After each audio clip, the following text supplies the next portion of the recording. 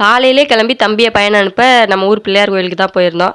நம்ம போறதுக்கு முன்னாடியே ஊருப்பட்ட பேர் வந்து நின்னுட்டாங்க. தம்பி என்னமோ கூட்டத்த பார்த்தோன்னே அழுதுகிட்டே இருந்தானா, பக்கத்துல தான் எங்க ஊருக்கு அம்மா. அதுல முக்குளிப்பான் தெரிஞ்சுச்சு.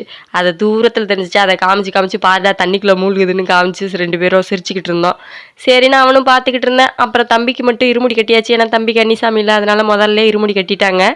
அதோட நம்மளும் அவங்கள்ட்ட போய் துண்ணூறு கிண்ணூறுலாம் வாங்கிட்டு வீட்டுக்கு கிளம்பி வந்தாச்சு. வீட்டுக்கு கிளம்பி வந்தோடனே தம்பியை சாப்பாடு ஊட்டி தம்பியை தூங்க போட்டுட்டு அடுத்து நம்மளும் சாப்பிட்டுட்டு தூங்கலான்னு தான் நினச்சேன்.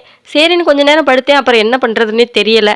சரி நேற்று அப்பா சத்து மாவும் முட்டையும் போய் பால்வாடியில் வாங்கிட்டு வந்தாங்களா, அதை எடுத்து இன்னைக்கு கொலக்கட்டை பண்ணுவோம்னு அதை தான் ரெடி பண்ணிகிட்டு இருந்தேன். எனக்கு இந்த சத்து மாவு கொலக்கட்டையெல்லாம் சுத்தமாக பிடிக்காது. எங்கள் ஊரில் செய்கிற ஓலை கொலக்கட்டை தான் எனக்கு ரொம்ப பிடிக்கும். அதுதான் எங்கள் ஊர் சைடு செம்ம ஃபேமஸ்ஸு. அதுக்காண்டி செம்மையாக மரமாக அலைஞ்சு ஓலையெல்லாம் வெட்டி கொலக்கட்டை பண்ணுவோம். எப்படியோ அப்படி இப்படின்னு சொல்லிட்டு கொலக்கட்டையை ரெடி பண்ணியாச்சு. சாப்பிட்டு தூங்க வேண்டியதான். பாய், நெக்ஸ்ட் வீடியோவில் பார்க்கலாம்.